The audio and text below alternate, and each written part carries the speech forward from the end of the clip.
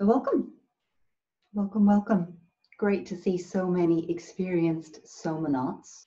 That's Gil Headley's word, one of my favorite words for the people like us that like to explore inner space as well as outer space. Just going to admit one more person into the room.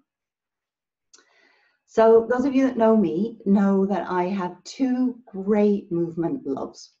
One of them is yoga. So through the work of Donna Farhi, my lineage there, Donna Farhi, Bonnie Bainbridge Cohen, Amy Matthews, so highly infused with developmental movement patterns, with inner alignment, with moving from the inside out, with a lot of embodied anatomy. And then the flip side of that coin for me is somatics, and the branch of that tree that I know best is Hanna Somatic education, and my lineage there comes through Brian Ingle, Gayatri Schaefer, the people at the Nevada Institute. I co-founded a company called Align a couple of years ago with a very good buddy of mine. We developed a whole load of work there. And there are very many, I'm so happy to say, somatic contemporaries, luminaries, pioneers really working to make this a reality, to make this everybody's reality. Yeah. So I thought I would share a little bit of that Hanna Somatic education practice with you. So Thomas Hanna was a philosopher, he was a movement educator, he was the first person to sponsor Moshe Feldenkrais, so that lineage is Alexander Feldy into Hanna.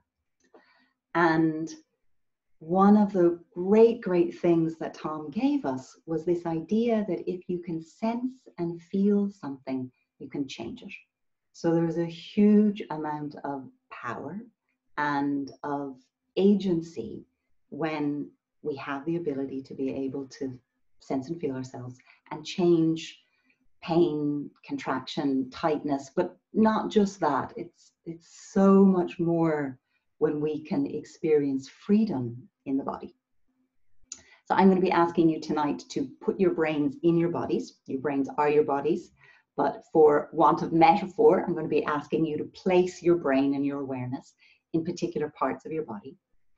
I am going to be asking you to stay at ease in the effort, no matter what you do, and to stay in a pain-free zone. So because I can't be with you, even if I could be with you, those would still be my guidelines that you learn to become completely responsible for yourself. One piece that I just wanted to speak to before we start. If this is a muscle, so this is called a Chinese finger band, you can get them on Amazon if you want them. And this is how we think of muscles moving. So muscles gliding short and gliding long. And you sometimes hear the word slide, and you would not believe the amount of discussion that goes on in anatomical communities about the difference between gliding and sliding. But a muscle, if this is the tone, the resting tone in my bicep, it can move shorter into what's called a concentric contraction, and it can move longer into what's called an eccentric contraction. So muscles glide short and they glide long. They do not stretch. And when you start to stretch is when you start to get into trouble. And although this nifty device is very handy, it's also very linear, and it gives us a particular image of our muscles. So I'd like you just to bear in mind in the background of your awareness that because of the whole myofascial web, actually this is called a breathing bulb. So we can use it to describe the breath in the body, but we can also use it to describe the chain, the web, the weave, the weft of what actually happens when we move something. Yeah. So thankfully, in many ways, we're moving away from this idea of agonist-antagonist and into this whole worldwide inner web that is us. So if it's possible to keep those two things in mind as you go into the inner body, and that this is far more an accurate portrayal of the actual experience of what happens inside. I'm just going to let another couple of people into the waiting room. Pause one moment. Okay, so you will need a mat, 2 folded blankets, and I will do a little bit of demonstrating, but mostly talking.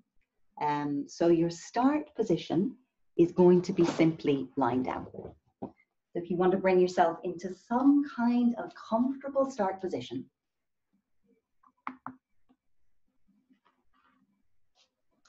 and you can have your legs long, you can have your knees bent. We're going to start with something called a Soma scan.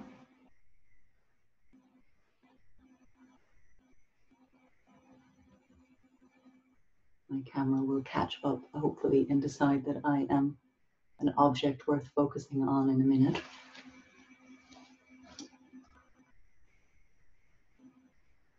And in our Soma scan, or what we also know as a body weather reading, what's important is to notice what you notice. So to bring a scientist's eye, and we're artistic scientists when we do this work, to bring a non-judgmental, witnessing eye to whatever we see and feel. So for your first couple of out breaths, as you breathe out, letting go, simply settling, tuning into your contact with the earth.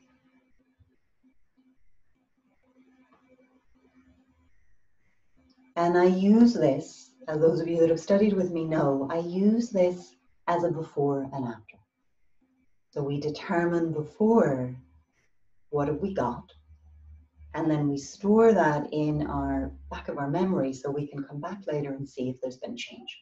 But I don't know about you, but you know, there are many, many things that I want to do in the world, and it can be really useful to determine the effect that a practice is having. Where do I want to spend my time and my energy? What kind of practices do I want to do?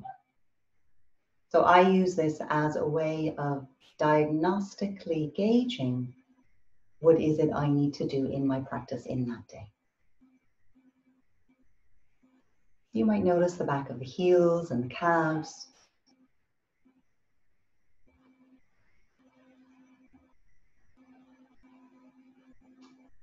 You might notice the back of the thighs and the pelvis.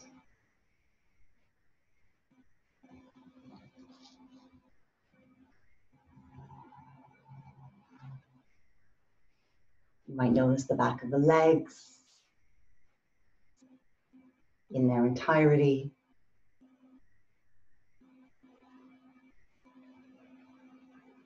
And then see if you just take the lower body, whether you're balanced evenly between your right and your left sides.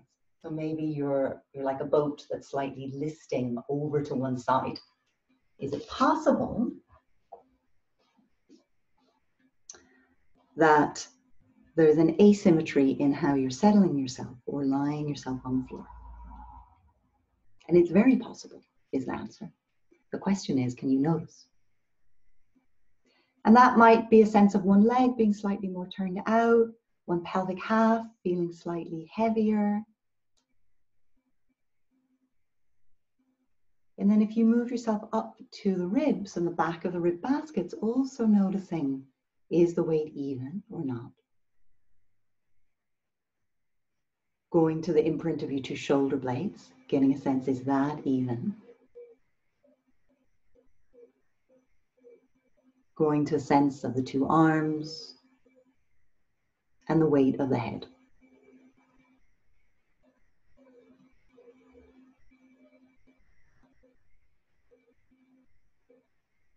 And if those are all the positive spaces, all the parts of you that are in contact with the floor, could you start to notice the negative spaces? So a little gap at the back of the ankles, maybe a gap at the back of the knees, low back, back of the neck.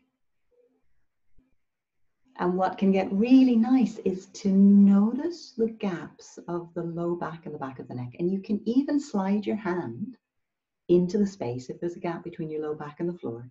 Slide your hand there, slide your hand into the back of the neck to see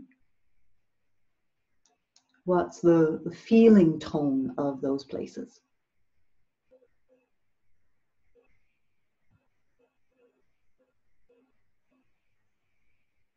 maybe one side of the low back is slightly tighter. You might be observing that. You might be noticing, does the back of the neck feel more constricted or long?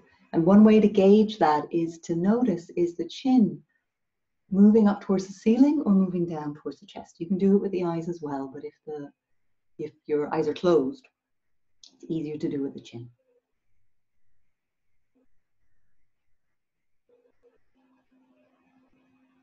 And in your scan, if you run internally in the body now, so just mentally putting the brain in the feet and the ankles and the legs and the knees,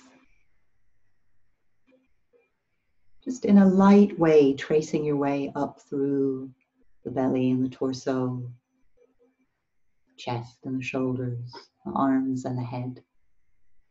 And notice on the inside, is there any part of you that is calling for some care tonight? So maybe it's a knee, or maybe it's your jaw. Maybe it's somewhere in a shoulder. It might be a place that you know, a familiar kind of naggy place. Or it might be something new.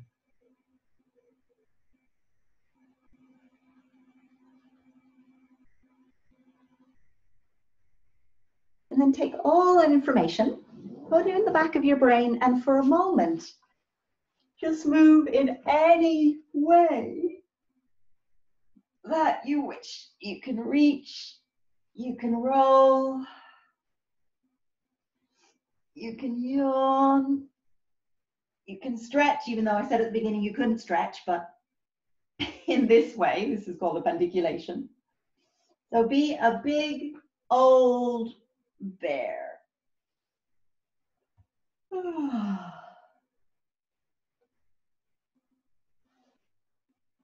And then find your way to where your knees are bent into a pose that we call constructive rest.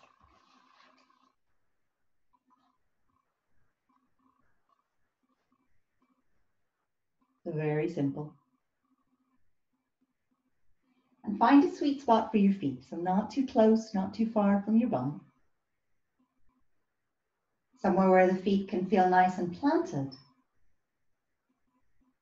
And take your hands onto your lower belly, so in between the pubic bone and the navel. And start to let your breath travel here into your hands. You want to be ballooning your breath. As you inhale, the belly's going to expand. As you exhale, the belly's going to settle. And just that, inhaling, expanding in all directions, exhaling, settling. And if you remember our breathing bowl earlier, the breath truly moves and radiates through all of our tissues. Expanding, little pause at the top, condensing, little pause at the bottom. And you might be noticing, does my breath move my bones? Does my breath move my pelvis? Does my breath rock my hips? And these are very small internal movements, but they are very present. To see what it's like to tune into the possibility that your breath might have the capacity to move the bones of the pelvis right into where the head of the femur connects into the acetabulum. And in that movement, might there be a slight flexion and extension, or nutation and counter-nutation if we were talking about the sacrum. But a movement towards 12 o'clock and 6 o'clock. 12 o'clock and 6 o'clock if you're thinking about a clock, or north-south in a compass. And could you start to amplify what is naturally happening, whether you can sense it and feel it or not? Could you start to amplify that movement so that you move yourself towards a baby arch and a baby flat? And this is quite a small movement if you don't know it. We're simply tilting the pelvis so the tailbone presses down, and then rolling across the sacrum so the low back flattens towards the floor. Inhaling into an arch, and that arch is the arch of the low back. Exhaling into a flatten, and that flatten is a flattening of the low back.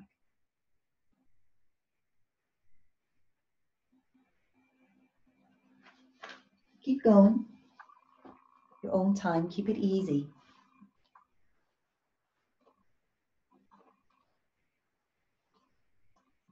And as you keep going, there are so many possibilities of focus here, but I'm going to ask you to put your brain in your back, in the muscles of your low back, and to notice when is it that they slide shorter, and when is it that they glide longer. And you'll feel that as an increase in tone. And tone is just the fancy way of saying the readiness of a muscle to respond. But can you find gliding shorter, sliding longer? And along the way, are there any jumps or bumps or stutters? One of my favorite early clients, Peter, used to say, I've got a stutter in my back. And it was such a good way of describing this that can happen. So a lot of the practice of somatics is going through the body, turning the lights back on, looking for the places where we have a little bit of stutter, a little bit of shake, and smoothing out those places. So Thomas Hanna called that sensory motor amnesia. So we're sort of teaching the body to remember what it's forgotten. And then pause for a moment and just let your knees travel to one side and then the center and then the other side and center. So we go out of the sagittal plane a little bit. Knees go to one side and center, other side and center. As we go through, feel free to adapt, to modify. I really encourage you to take charge of your own sensations. How much, how far. And at any point, you can just pause, do a big old bear, reach, roll, yawn, pandiculate, stretch. Just do what your body wants to do. These are all just suggestions. Okay, when your knees come back to center next time, you're going to take hold of one knee, whichever one you want, with your two hands. And you're going to the arch and flatten now, allow the knee to travel away from you, still holding it, and then allow the knee to travel towards you. Knee moving away on the inhale, knee moving towards you on the exhale. And see if you can get a sense of how the pelvis and the low back and much more, but specifically the pelvis and the low back work in concert together as you do this. So when does the low back move more away from the floor? When does the low back round out? And could the knee come to the chest more, not as a function of pulling with the hands, but as a function of the low back rounding? So if you think of your granny's rocking chair, that's often the image that I give, this beautiful curved motion from the low back into the back of the glutes, into the back of the thigh.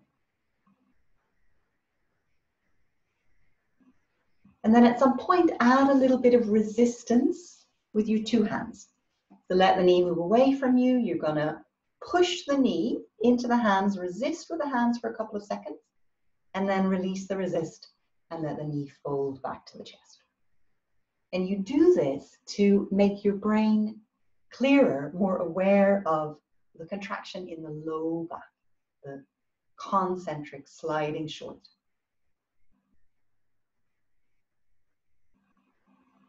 So try it with the resistance a couple of times. See if that helps the brain focus. And if this is your first time doing somatics, really take it easy on yourself. Yeah, you don't learn by running. We learn by actually toddling before we walk. So you might need to come back and do this class a couple of times. I've got lots of other free somatic stuff out there you can tune into.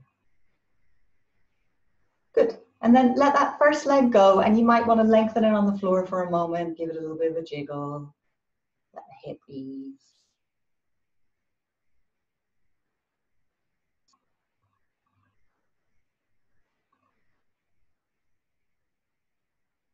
And then draw the two knees back up into constructive rest. Draw the opposite knee in towards your chest now. Take hold of it with the hands. So I'm kind of under the kneecap. And then let the knee float away from you and move towards you. So without the resistance to start, just moving in and moving out. And you can imagine, it happens, that the ballooning of the belly helps the knee migrate away from you, and the emptying of the belly creates some concave space for the knee to move towards you.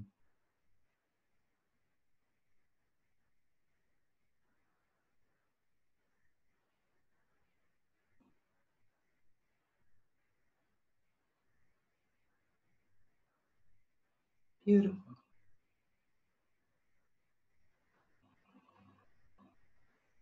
And you might be noticing how the foot, the knee, the ankle, the hip, the pelvis, the low back all work in concert as a kind of community. Adding the resistance in your own time. So maybe 2-3 seconds of this push resist. And then you release that and you allow the knee come to the chest.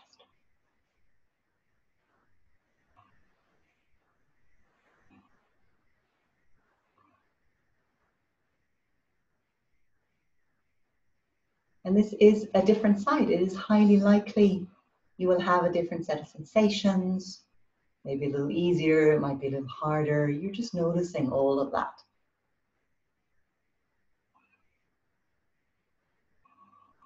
And then let that leg go long, stretch out both legs for a moment. You might want to give them a little bit of a wiggle jiggle.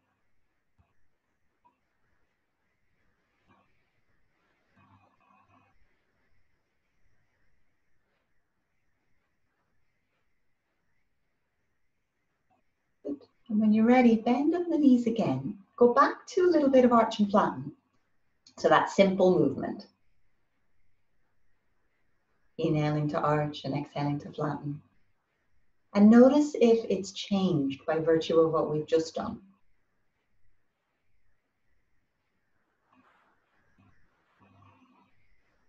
And once you've taken a register of that, bring the awareness all the way up the spine to the head neck. And notice as you move the pelvis, the pelvic end of you, what happens at the head neck end of you. I'll give you a little hint.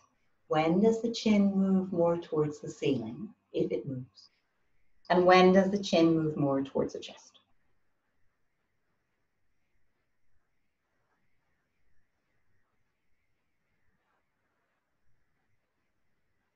And if you can find and feel for a little rocking in the head, could you start to amplify it now?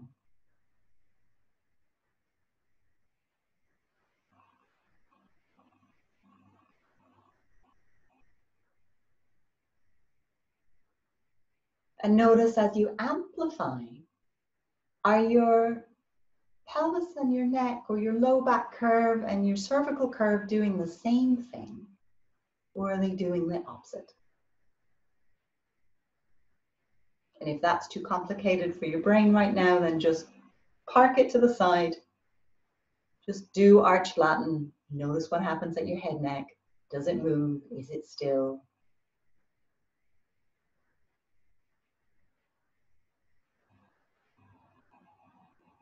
And then pause for a moment in the head neck. Keep going with the arch flatten. And if your head moves along, that's fine. And as you inhale now, you're going to place the arms just a little ways away from the body. As you inhale and arch, rolling the arms outwards. And as you exhale and flatten, rolling the arms inwards. And you can get as much juice out of that as you wish for your arms and your shoulders. Inhaling to arch, you're rolling outwards. I'm actually rolling towards the thumb side of my hand. Exhaling, flattening, I'm rolling inwards as far as my shoulders want to take me. And notice as you do that, does the head and the neck also participate in some way with what you're doing in the arms and the pelvis? And could you squeeze just a little bit more juice out of what's happening at the junction between the shoulders, the head, the neck?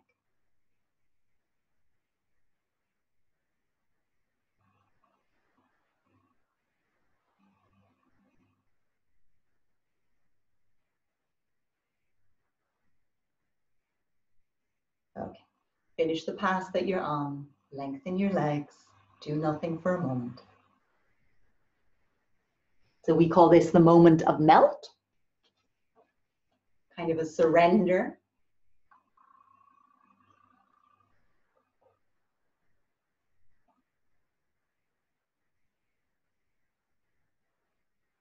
And just notice what you notice in your moment of melt.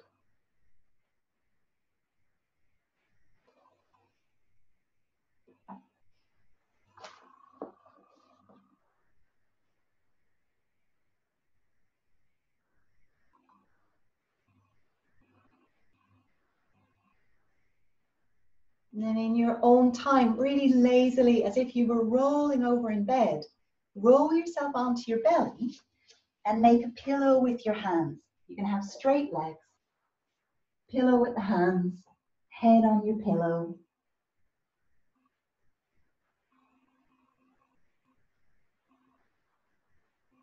And then you're going to bend one knee and make easy, slow circles with the lower leg. So I often imagine I have a painter's brush, you know, like the Zen circles that Thich Nhat Hanh draws. Really easy circles with the lower leg.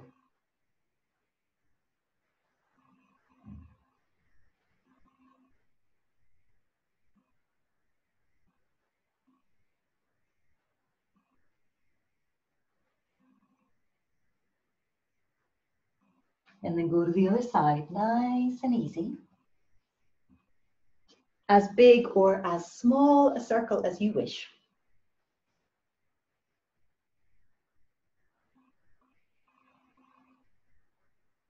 And you could feel for that up at the heads of the femurs if you like, or you can just get a sense of what does it mean to circle. We're releasing a little bit around the iliopsoas tendon.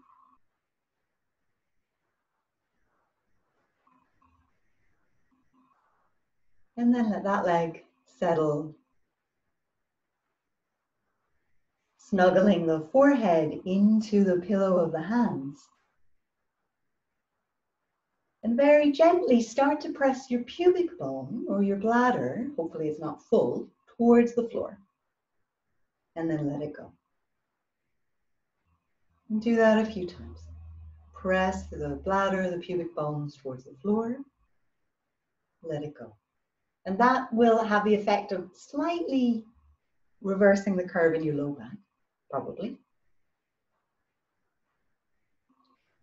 Then, so this has 3 stages. The next time you're going to press the pubic bone and the bladder, you're going to lengthen the 2 legs along the floor. So they're not going to lift, they're going to lengthen. And then you let that go. Press the pubic bones down, lengthen the 2 legs long. Let that go. Third thing, press, lengthen, breathe into your belly and balloon it as big as you can. And then let it go. And try that on for size a few times. Press, lengthen the 2 legs as if I had attached a string to your ankles and I'm pulling that string long. And then breathe into the belly. And as you continue this exercise, start to let the breath in the belly, every time you come to it, start to let it grow bigger so that it starts to travel all the way up your front body. So I learned this from a wonderful somatic educator called Laura Gates. And Laura used the image of a life raft unfurling. If you ever sat in the emergency exit of a plane, I travel quite a lot for work, you'll notice you have to read the card and make sure that you can throw the life raft out the side door, the emergency door. And that life raft unfurls open. So keep pressing, lengthening, breathing, and letting the breath travel up through the front body. And as it starts to encompass more of the front body, could you start to lift your upper body off and then bring it back down again? So it's press, lengthen, breathe, lift. I'm trying not to do too much with my hands. My friend Adeline Chung watched me teach one day as part of an exercise, and she said, "You're making me dizzy with your hands." So I'm trying to be calm with them. So you're pressing, you're lengthening, you're breathing, you're lifting.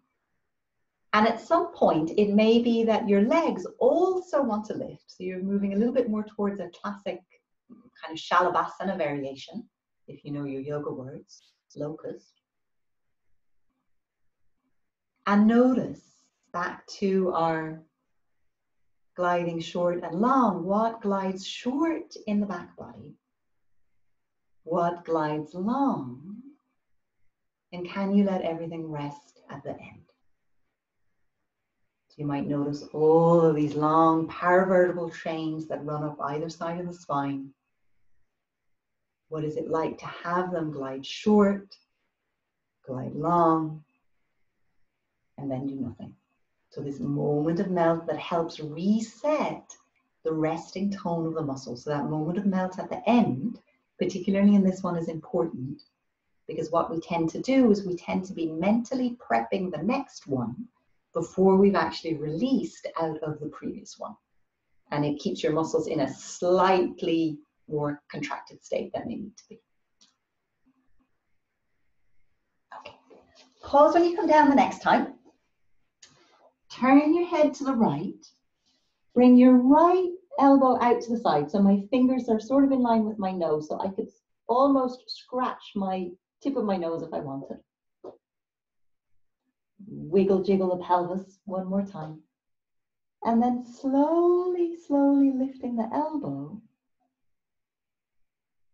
And then releasing it back down again. Slowly lifting the elbow. Release it back down. And as you lift, release, you want to come to the idea that you're sliding short in the upper trapezius. And as you come back to the floor, I like to think of an image that actually, if the floor is the ground floor of the house, you want to encourage the elbow to sink towards the basement. So how heavy can the elbow and the forearm be as it lands? Another couple of times. Feeling into the upper trapezius. It's tight on most people. The weight of the world on the shoulders muscles. And then the next time it's down, we're going to do that same press, lengthen, but we're going to lengthen now just on the left leg. So we're going to press down into the pubic bone. We're going to lengthen the left leg. We're going to breathe into the belly. And as we do that, we're going to lift the left leg and the upper body. Forearm stays down. And then slowly down.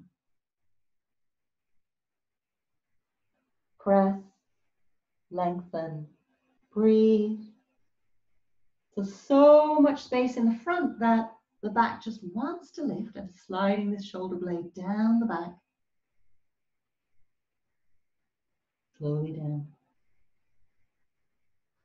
One more in your own time. Keep it really easy. How easy can you make it?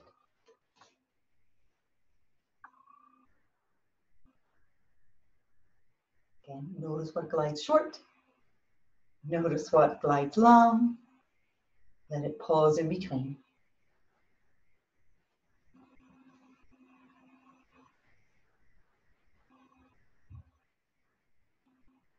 And then as you come down the next time, turn your head and reorganize your arms to the opposite side.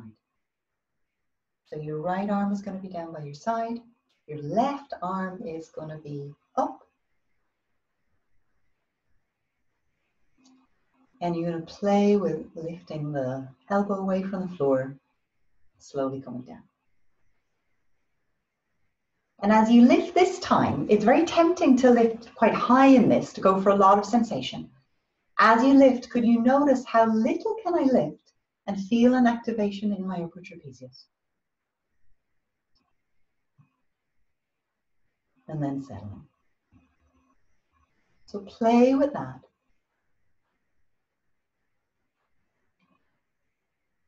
And if you happen to be someone that doesn't carry any tension in their upper shoulders, then my hat goes off to you. You are one of the rare individuals in the world that I have ever met that doesn't carry something up here.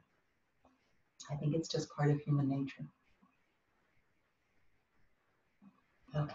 As the elbow comes down the next time, we're going to go into this diagonal lift.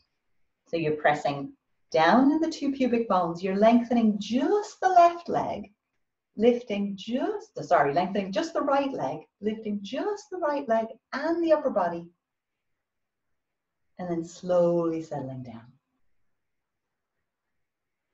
And try that on for size a few times. Right leg, left upper body. So there's a little bit, not quite a spiral to this, but it certainly has more spiral than what we just did. Staying at ease in the effort. This is one of those places you can really test what it means to be at ease in the effort. And it creates immensely strong as well as immensely long back muscles. It's kind of a win-win pose. Okay, settle next time that you come down. Turn your head now towards the middle again. Make a pillow with your hands and wiggle jiggle your pelvis a little bit forward and back, just side to side.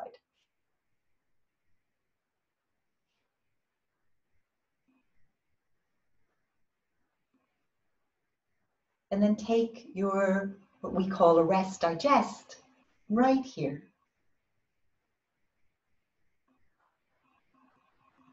Notice where your breath goes. Notice the contact of your front body with the floor, and let yourself yield and give weight, settle.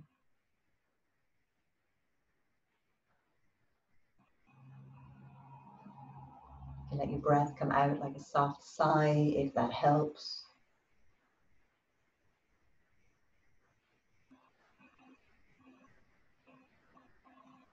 And then roll yourself onto your back. Again, lazy Sunday morning way. Just find your way onto your back. And we just did diagonals on the back body. We're going to complement that with diagonals on the front. So we're going to take the right hand behind the head. We're going to pick up the left. Actually, we're not. I tell a lie. There's a couple of ways of teaching this. So today, with the right hand behind the head, we're going to work towards bringing the left knee on the diagonal towards the elbow, but we're going to do something first. So play for a couple of breaths with finding a diagonal arch between your right shoulder blade and your left pelvis. You might arch and then release out of that arch. So in arch flatten, we played with a 12 to 6 o'clock arch. Now we're playing more with a diagonal arch.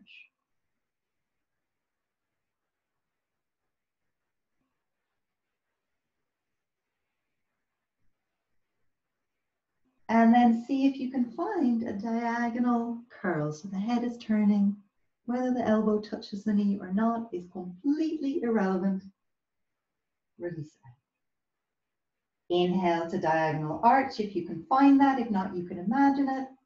Exhale to diagonal curl, supporting the head with the hands. And then slowly, slowly releasing. One more. Again, you're going to stay at ease. And there's a way that we sometimes have to calibrate this being at ease in the effort for ourselves. Sometimes it's only the next day we realized, oh, you know, I wasn't really at ease. I thought I was, but actually now that I feel myself the next day, I wasn't. So just do your best to stay at ease, not to push. And whenever you come down the next time, pause. Release out the right arm. Slide up the left hand behind the head.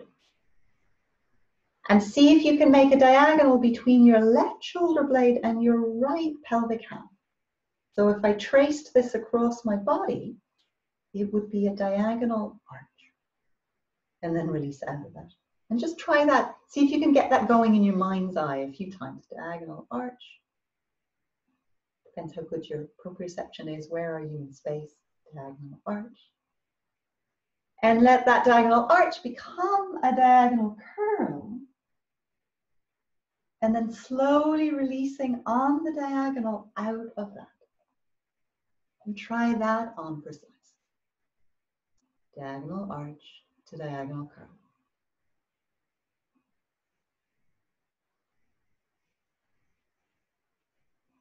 Again, slower you can release out. I haven't put much focus on this yet, but in somatics, we're really not as interested in the sliding short as we are in the gliding long and the resisting gravity. And interestingly, in these science of stretching studies that Jules has been doing, one of the things that is immensely strengthening, she has found, is this resisting gravity in the eccentric contraction. Don't worry about that if it means nothing to you. It's just fancy pants language, but it really makes a difference when we practice. Okay, good. Make this your last one. See if you can make it the slowest release yet.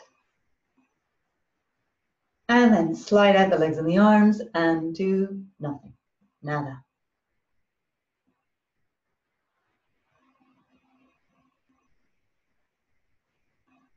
Let yourself rest and digest.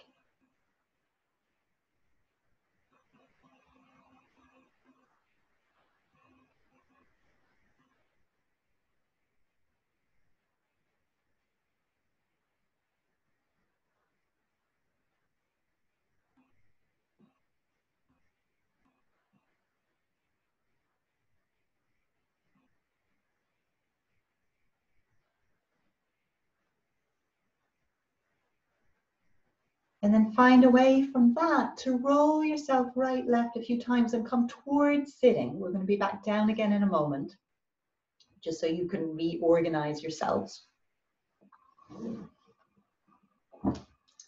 So I'm going to take my handy 2 pre-prepared blankets, so you can use bath towels or cushions. We're not going to be rolling on these quite yet, so cushion is also fine. And we are going to come into sideline. So what we call the plane, or what I call the plane of mediation. So I want to do my bestest to have my head and my tail in alignment with one another. And sometimes I get my students to use a wall to help them. The knees are pretty much straight out or a little lower than the hips, and the feet are straight down from the knees. So you've got 90, 90 going on. This bottom arm is just free and comfortable. And if you're a bloke with big burly shoulders, you're going to need to find your own sweet spot on your shoulder and also maybe approximate the height. I had a rugby player once do this, and it was great crack trying to find the correct propping for the size of his shoulders. Okay, We're going to play now with the upper and the lower body here in conversation with one another. And one of the things about side lying that's so beautiful is that we're rarely here, so it has huge potential for creating change. So what I'm going to do to start is I'm going to take my hand, those of you that know it can do it with me, and on the inhale, I'm just going to go with my breath. And on the inhale, I'm going to see if I can find length in my upper body. And on the exhale, I'm going to let that settle. I'm going to exaggerate this a little bit. My breath on its own would not be doing this range of movement. But this is the action, what we call the accordion side waist. Inhale, lengthening. Exhale, shortening. So notice how much you want your top hand to participate here in helping the pelvic half move away from the armpit. And in somatics, you really never want to force. If your subconscious does not want to go there, it has a pretty good reason for not wanting to go there. You don't want to strip all the armor off before the subconscious is ready. You're just finding as much length.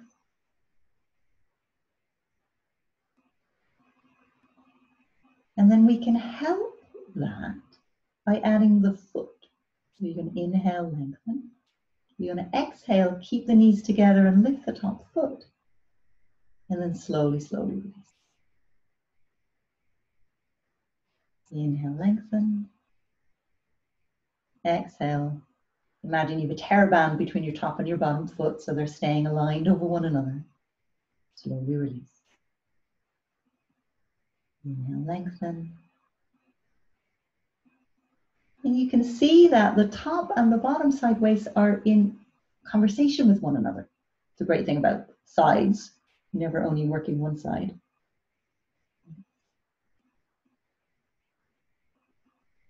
We're shortening here into QL and psoas, and then and obliques, and as we come down, we're lengthening out the space. And then pause. And just go with the breath for a moment. Notice if you want to make any adjustments to your head to be a little bit more snuggly or comfortable. And we're going to play with the same thing now for the ribs and the upper body. So this is also really nice for breathing. We're going to inhale, take arm over the head. And we're going to exhale, keep reaching. So we lift a little bit. We're waving the arm into the air, all the way over. This shoulder is a little bit sore for me at the moment, so I'm not working with much extension in the arm. You can extend the arm longer if you want. I'm going to choose to bend my elbow.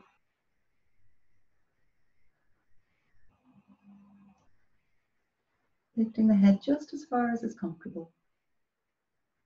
And then the next time you come down, take the hand onto the crown of the head or underneath so you can support the head. And we're going to put those two things together. Inhale, lengthening the top side. Exhale now, lifting the foot and the head at the same time. And I'm imagining, and if I had a wall, I would be doing this, imagining that I'm sliding my back against a wall. So I don't want to rotate back. And that's kind of the tricksy bit in this.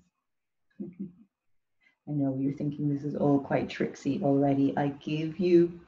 Will definitely give you credit. There are a lot of elements to this, and it is super worth it. All the way down. Inhale, exhale up. And I like to hold the breath on the way down so I can really focus on lengthening the hip away from the armpit. Finding length. One more. Inhale, exhale, lift. And on this last one, we're going to add something called a lock-in. We'll reach the top arm, the top leg, going to shorten the bottom side waist under here just for a moment. Reciprocal inhibition, you want the fancy words, and then let that go. And pause for a moment and get a register of yourself.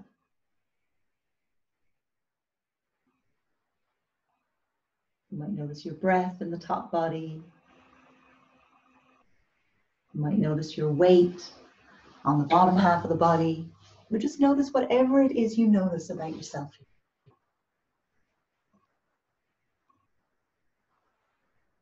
And then when you're ready, take yourself to your opposite side.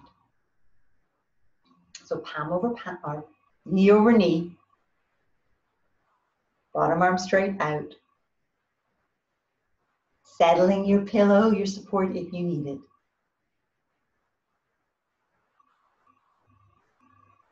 And let's start with the upper body this time. So we're going to arc the arm into the air. We're really opening through intercostals and ribs, obliques. And then as we come down, you keep the reach going. So you lift a little bit sideways. As my buddy Martha likes to say, there's a big deep pocket there, and there's a $100 note in the bottom of the pocket, or a €100 note, or whatever your currency is. And you're reaching into that pocket. So much so that it lifts you sideways. So be careful in the scalenes, in the side of the neck. If it's super easy, you're arcing, waving, a bit like a rainbow, moving the arm in the air. And if you go down into your bottom side body, it will help you lift the top side body. So you get support by being clearly in relationship to the earth.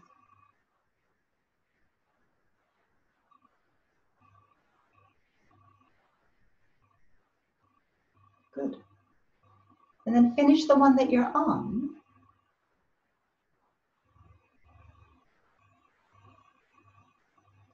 Bring your hand onto, in BMC we call this a pelvic half. Here. You've got a bit of purchase.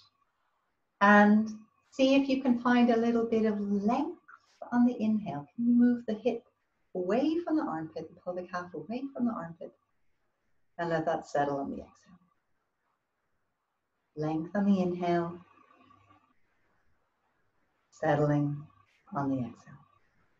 And there's some pretty, for many of us, stubborn muscles in here. So go super gentle in your lengthening, super gentle in this accordion side waist idea. And to help yourself, you can glue the knees together and lift the top foot. And then slowly release. So you're going to inhale, lengthen.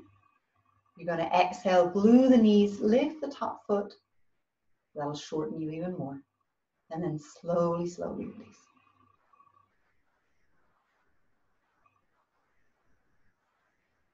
And you do this hip hiking pretty much every time you walk. So it may seem unfamiliar in this position and in this range, but actually it's something that you had to do to walk yourself onto your mat tonight. So all of these movements are based on functional movement, which is the beauty of Hanna Somatics. It's such a gift. And then at some stage, take the hand off the pelvic half, bring the arm all the way up. Practice a few with the arm arcing and the knees being glued and the foot lifting, what I call the Charleston move. I always feel like my students are waving at me when they do this in a room. And then take the hand on the top of the head or underneath. It depends how much support you want to offer the neck. And see what it's like to do the sort of, this is the full movement if you looked at it in a book. Shortening, concertina-ing the top body, and then lengthening it again. Shortening and lengthening.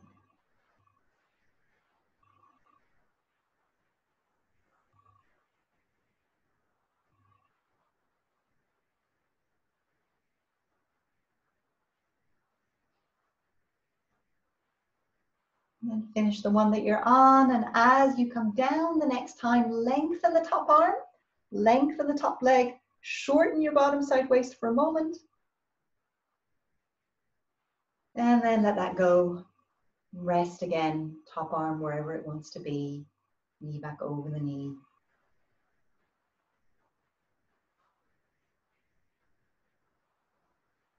Just pause. Notice your breath.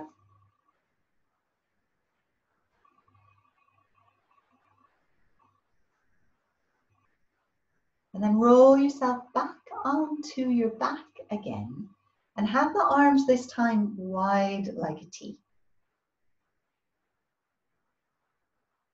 So we just lengthened right side body and left side body. We're going to balance that now with a twist that the Americans called a wash rag. It's got a gorgeous spiral to it. To see what it's like to let your knees go one way and your head go the other. And then back to center. Knees one way and head the other.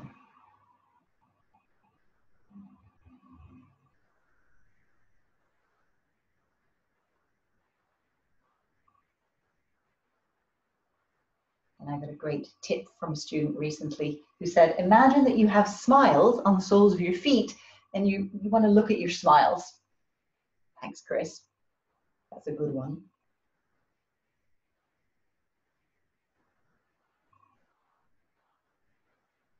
Keep the head heavy. Notice what breath you most naturally do here. Lots of breath possibilities.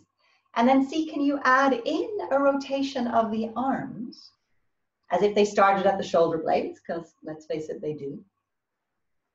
And you're going to turn to look at an upturned palm. The knees still going, keep going the opposite way. Arms now, as I often say, it's almost like belly dance arms. You can bring a little bit of a spiral into the elbows if you wish. A little bit of a bend.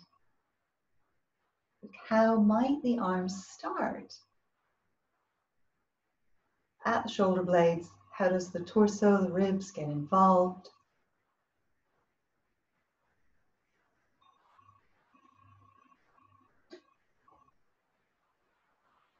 And just allow everything that we've done be balanced out in this left-rightness.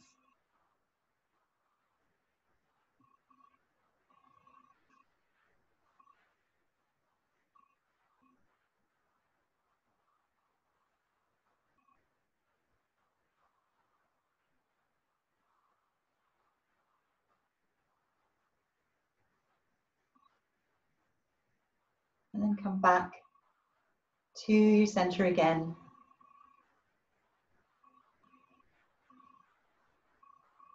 Find a way to roll right, left a few times and bring yourself back up to sit. We're going to do one more thing before we pause.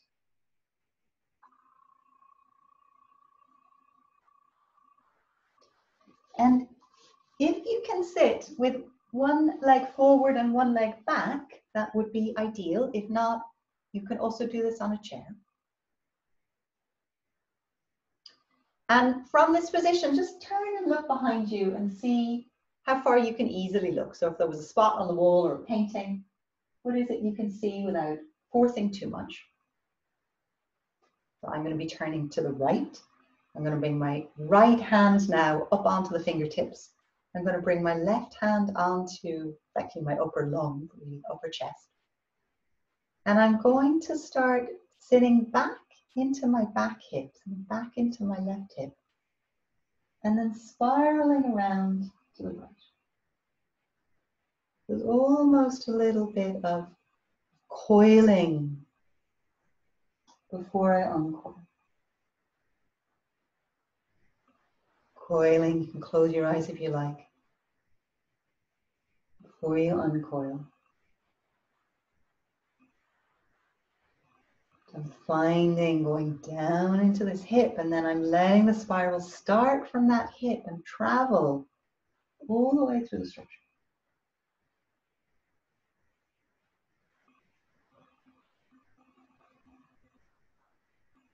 Then I'm going to stay in the twist, and I'm just going to rotate the head. And I can let the eyes looking back help me. And if you're a Feldenkrais practitioner, there's all kinds of fancy, amazing things you can do with eyes. I'm not going to add them quite today. Just going back and forth. looking behind you to each direction so your head gets a sense of where the eyes are going, and then at a certain stage, start to rotate and counter rotate. So you're going to do one thing with the head, and you're going to do the opposite thing with the shoulders, the torso, the chest.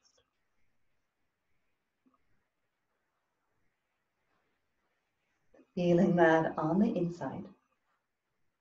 How do all your organs glide and slide and migrate around one another.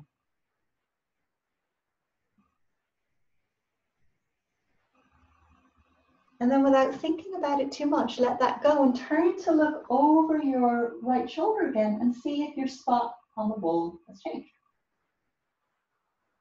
And you can think about this the next time you reverse in your car. Where is it you turn from when you're reversing? Or if you're a golf player, this can be really useful. I bet people not want to tell their colleagues that they're doing somatics because they start winning golf tournaments. So change to the other side. You can add a little bit of support. Again, you can sit on a chair if this is not for you. It's not quite the same movement, but please make it work. Make it work for however you want to be. And again, just turning, looking over the shoulder. What kind of range do you have here? Without forcing or trying, just a natural sense of, okay, that's my spot on the wall. Then I'm going to take the right hand up onto the chest, and these days I'm really, because of Corona, I'm really feeling through into the lungs all the time when I do this work.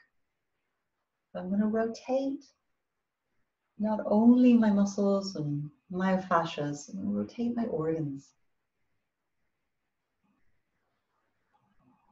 Sitting back into that back hips and back into the intestines, and back into all the juicy stuff in the pelvis, and then spiraling through the body.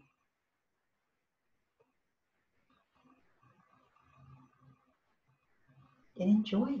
Yeah?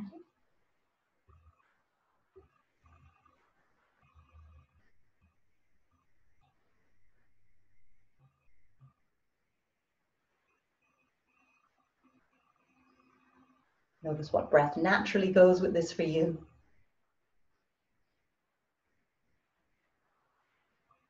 And then the next time you're in the twist, start to take the head. So stay in the twist.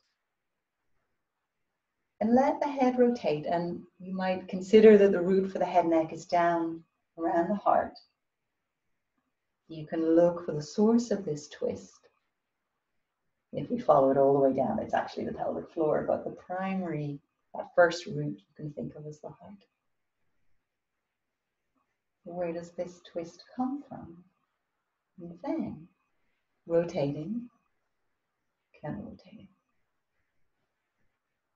But this is pretty genius, this move. I believe it was Feldenkrais came up with it and added all the beautiful eye stuff.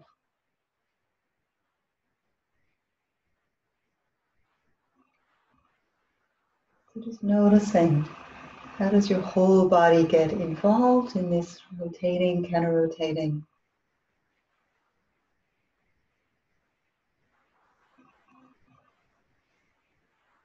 What does it serve to unknot in you to do something so different for your brain? How does it educate you?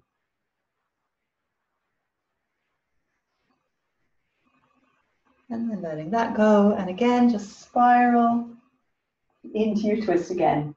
Notice what you notice. Back to your center. And we're going to start where we, or end where we started.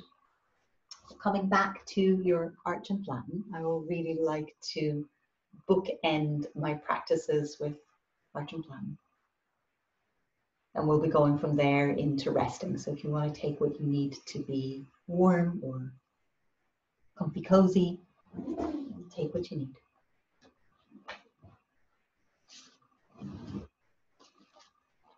And whenever you get back to your arch and flatten, just noticing what you notice. How is it different? How are you different? All of these practices changes.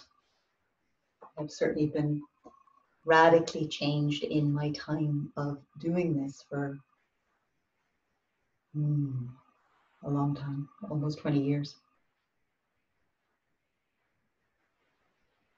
And in essence, it's good to remember that what we practice, we get good at. If we practice being free and easy, spacious in our bodies, we get good at that. If we practice being contracted and tight and tense, we get good at that too.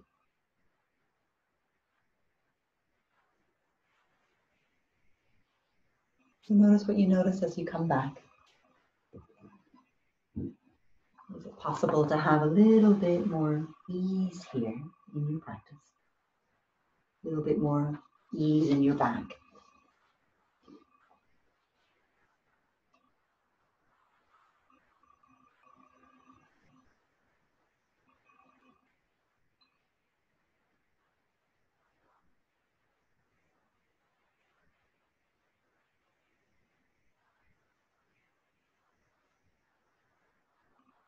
And then when you're ready, let that go. Lengthen the legs long. If that's not comfortable, feel free to bend the knees or bring them together.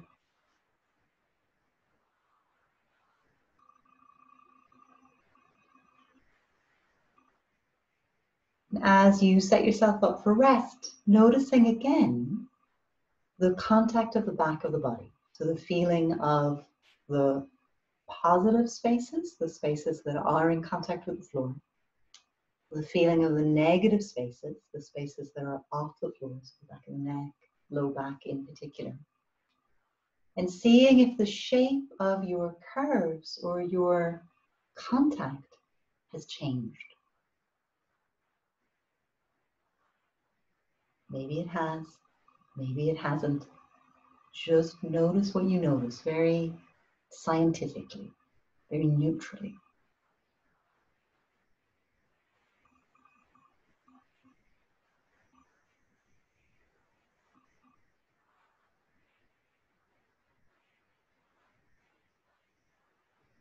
And then let all the mapping, the tracking, the registering, the sensing, the feeling, that the conscious part of all of that go. And just rest in your soma, your body, mind, spirit.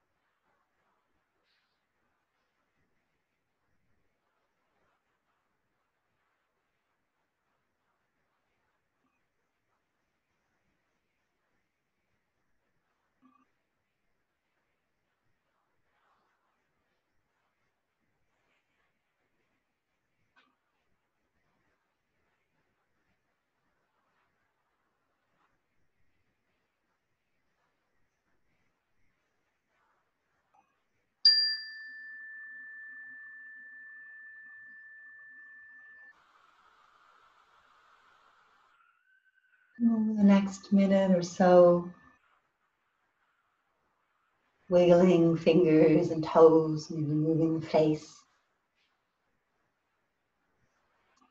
Finding a pace to transition that feels kind.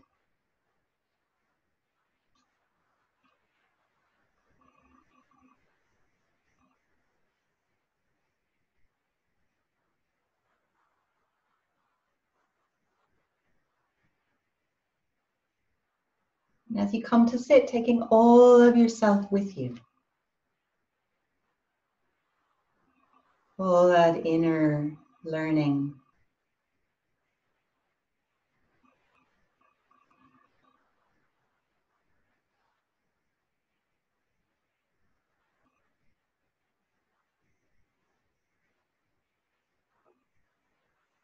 And our poem to end the class, I believe, was written around the time that I was born. It's called Keeping Quiet by Pablo Neruda. So this is an excerpt of the longer piece. Now we will count to 12 and we will all keep still. For once on the face of the earth, let's not speak in any language. Let's stop for 1 second and not move our arms so much. It would be an exotic moment without rush, without engines. We would all be together in a sudden strangeness. If we were not so single-minded about keeping our lives moving and for once could do nothing, perhaps a huge silence might interrupt this sadness of never understanding ourselves and of threatening ourselves with death. Perhaps the earth can teach us, as when everything seems dead and later proves to be alive. Now I'll count to 12, and you keep quiet, and I will go. Quite prophetic, really, on the part of Mr. Neruda. Bringing the hands together. As you do, noticing a sense of connection to yourself, to your midline, bringing the hands to the heart, bowing the head towards the wisdom of the heart. May all beings be peaceful. May all beings be happy. May all beings be at ease. Namaste and thank you for class.